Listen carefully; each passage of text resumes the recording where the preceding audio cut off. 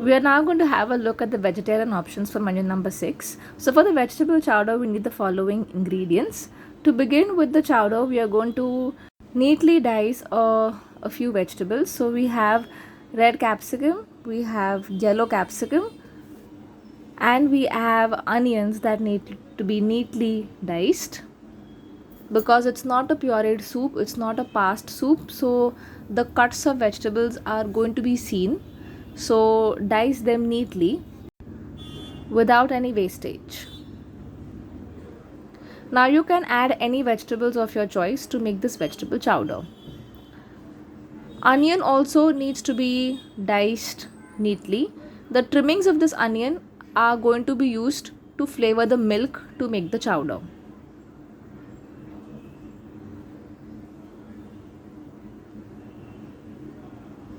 Along with these vegetables, we are also going to use some broccoli and corn. So for the broccoli, cut the broccoli into small florets of the same size. Don't keep them very small, don't keep them very big. After processing all the vegetables, keep them on a plate, and then on the gas we are going to keep water for boiling the corn and the broccoli. On the second gas we are going to flavor the milk with the onions, bay leaf, thyme and peppercorns. We are now going to use this milk to make the bechamel. If you see here, the water is boiling. We're going to add some salt. In that we're going to add in the corn and the broccoli. They will take around the same time to cook. Because they are small in size, they will not take much time to cook. Once they are cooked, you'll take them out and shock it in cold water to avoid any further cooking. By this time, the milk also has got boiled with the onion, peppercorn, bay leaf and thyme. Strain this milk. Transfer this milk into a measuring jar or a mug. And then we are ready to make the bechamel sauce.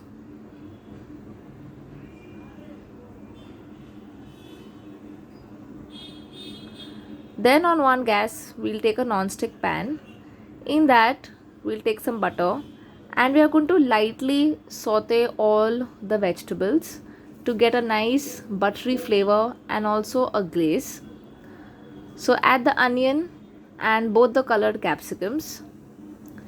Onion and the capsicum can also be eaten raw. They are going to get cooked when we add them into the hot soup. So we just want to brighten the color and give it a nice glaze. Add the broccoli and the corn as well and keep it aside. Then on the other gas we are going to make the bechamel. So for that we'll take butter. Now here we are making a thick soup, we are not making a sauce, so we are not going to use 1:1:10. The component of milk is going to be more. Okay, so use 1:1:15 because you're making a thick soup and not a sauce. So make a nice roux, add in the flavored milk and then cook the roux, cook the flour in the milk. This will take about 5 to 7 minutes. After the soup has become thick, you add in all these sauteed vegetables. Keep a little aside for garnish. So here the vegetables also cook perfectly and the flavor of the vegetables enter into the soup. We are going to grate some cheese and then we are going to add this cheese into our hot soup so the cheese will melt. Whisk it vigorously so that all the cheese melts. Then we will add some fresh cream to give it a nice richness and smoothness. Whisk that and our soup is ready for presentation. For garnishing the soup, ladle a portion of soup in a soup cup. So around 3 ladles of soup. And then we are going to garnish that with the dices of sauteed capsicum, onion, florets of broccoli, and corn kernels.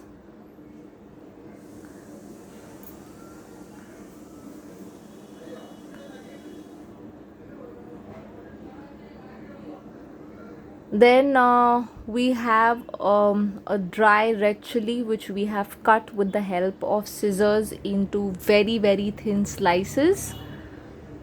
So we are going to use some dry red chili strands as a garnish. Usually they dust some paprika, so you can do that as well. Okay, so paprika is generally the garnish for a chowder, but we are substituting that with chili strands.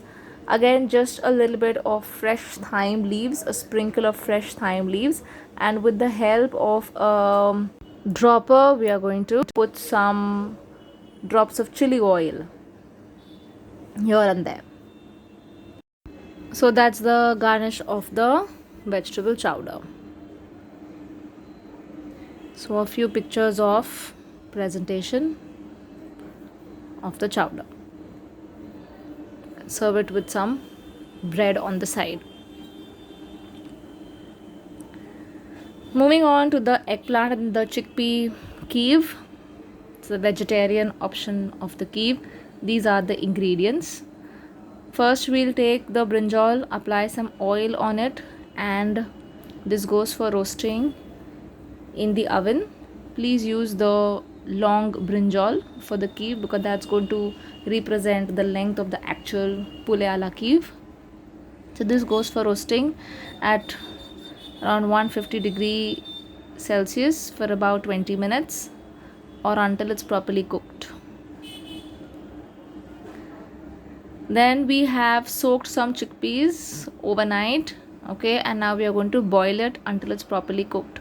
So put it in water, put some salt, and let it cook completely. This will take about 20 to 25 minutes.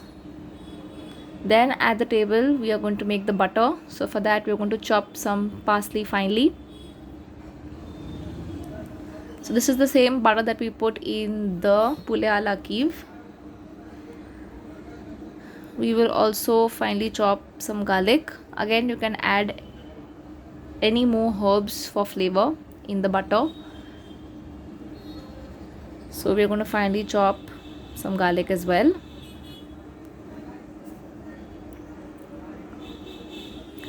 And then in a bowl we will take the chopped parsley, the chopped garlic. I'm going to add in some pepper powder. You can add salt, but the butter already has some salt, so we're going to add some pepper powder, and then we're going to add in softened butter or soft butter, and then mix it all well to make it one good mixture. Then we will take small pieces of butter paper, and then we will roll the butter into a cigar shape, and that goes inside the fridge to set.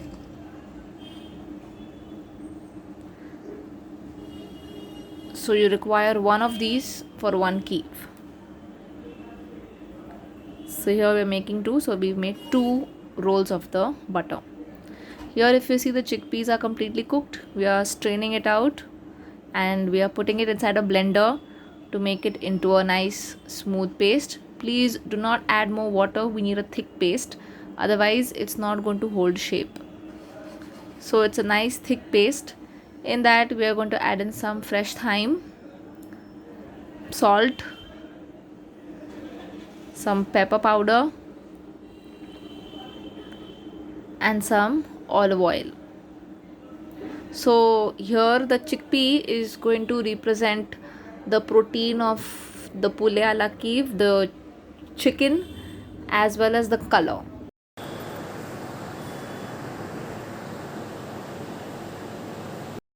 Here we have the brinjal. It's completely roasted, okay.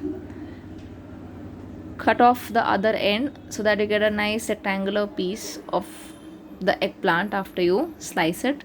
So slice it along the length of the brinjal. Okay, score it to flatten it, and then take out the seeds.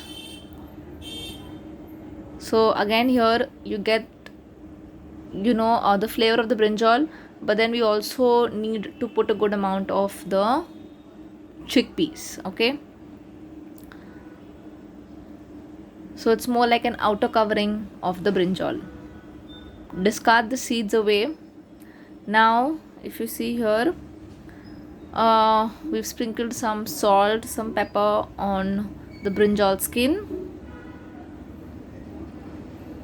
Then we are going to sprinkle some onion powder and some garlic powder for flavor.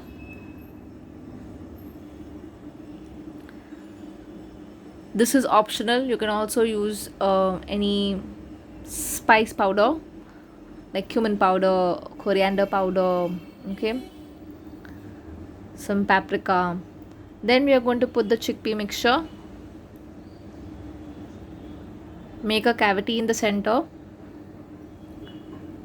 and then we are going to put the herbed butter in between.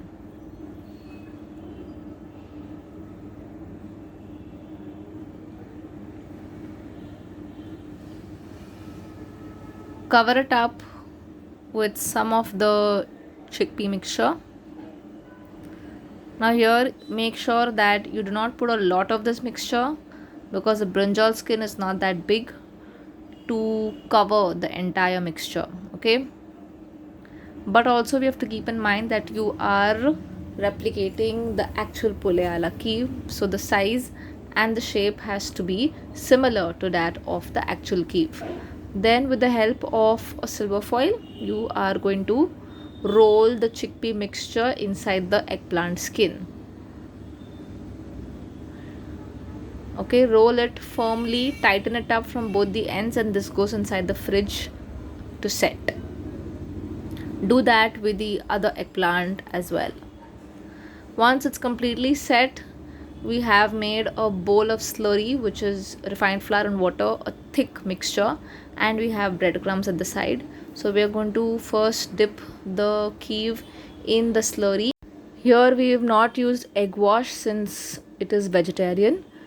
Dip this kheer then in breadcrumbs, coat it really well. If you want, you can give it a double coating. So you put this inside the fridge for a while, and then you can give it one more coating so that you ensure that it doesn't break in the oil.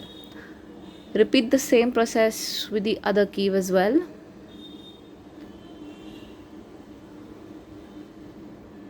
And now these kheers are ready to be fried. Heat oil in a kadai or a deep bottom pan, and then slowly release the kheer in the hot oil. Okay, the oil should not be extremely hot, otherwise the butter is not going to melt from within. Okay, and the mixture is not going to get hot from inside.